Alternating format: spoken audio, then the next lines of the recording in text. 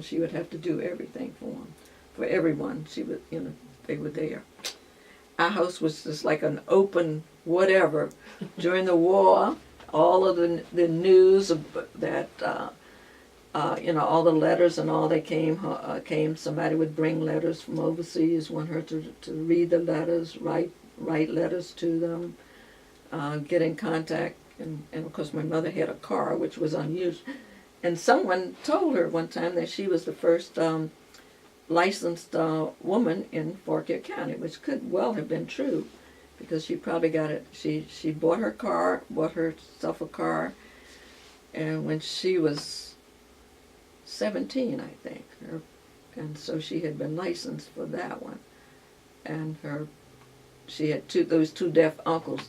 Those two deaf uncles had been sent away to school because they were trained, and all of us, entire family, usually knew how to talk with them.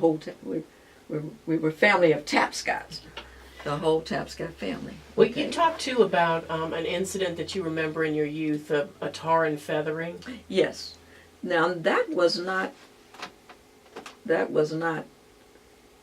white person. That person was, his name was, there were two of them. They had a brothers, Ego and Ivan. They apparently were, one of the fellows was seeing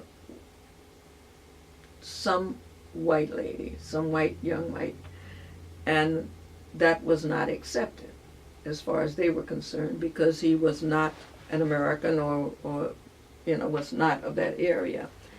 And he was tarred and feathered at a little place called Auburn. And the way I think my father, and there was a little store in Auburn, and the men would gather there at night or something, and I guess that's how they saw him. And a group of people tried to save him. I'm sure, I don't know whether they did or not, but I know that happened. And that was his lesson. And they did that often to blacks, I understood. I don't know of an incident that it was done with them, but I do, that was the incident of him. Mm-hmm. And that was, that would have been a black man's punishment too. Right. But they didn't care. Did your mother and father ever vote? Yes. The first that I remember we would hear arguments in our kitchen, because there would be, people had a little radio. Everybody would have a little radio, and they would save that radio. The men would save it for fights, for the boxing matches. Didn't want to use that battery. The battery was probably about, I guess the battery was probably about, it could be about half the size of this table.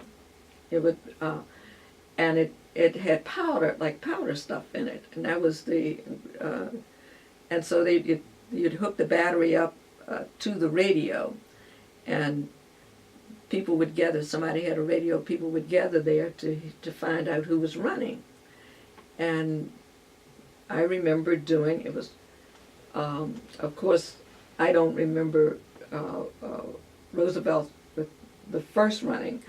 I do know it was during that time in which people who had been Republicans, most of my family had been Republicans, and that was based on Abraham Lincoln and all the way up through. But once after Hoover and Roosevelt, Franklin Roosevelt came in, then everybody switched over. Not everyone, but half, I would say a majority of our family, the younger ones especially, in my parents' family, not mine at that time, they had switched over. And there would be just so many arguments. I remember someone telling my mother that she said, your father would be, Ed, her father's name, Ed would turn over in his grave if he knew what you were doing. And she was going to say, I don't care.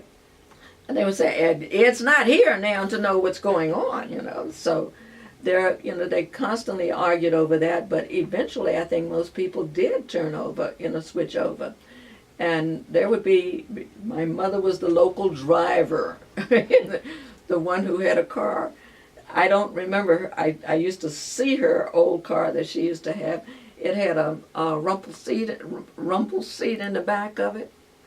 And it was a little Ford, and it was a cute little thing, a little, two-seater with a seat in the back, and it had the wheels had wooden spokes on them. It wouldn't, so that's how old that one was. But her second car was a 34 Ford, and the doors would open like that, the wrong way doors, and everybody could go out. And it was a coupe with just these two front doors and a back seat, and then there were two seats up front. But I don't know, they must have got 7 or 8 people in that car. I remember my sister and I deciding we were not going to sit in so-and-so's lap and who was going to sit where. But they would have those many people, trying to get people to the polls and all, trying to convince people that, they had to pay this tax and all, which you had to do at that time. And that was a big argument, too, as to why they had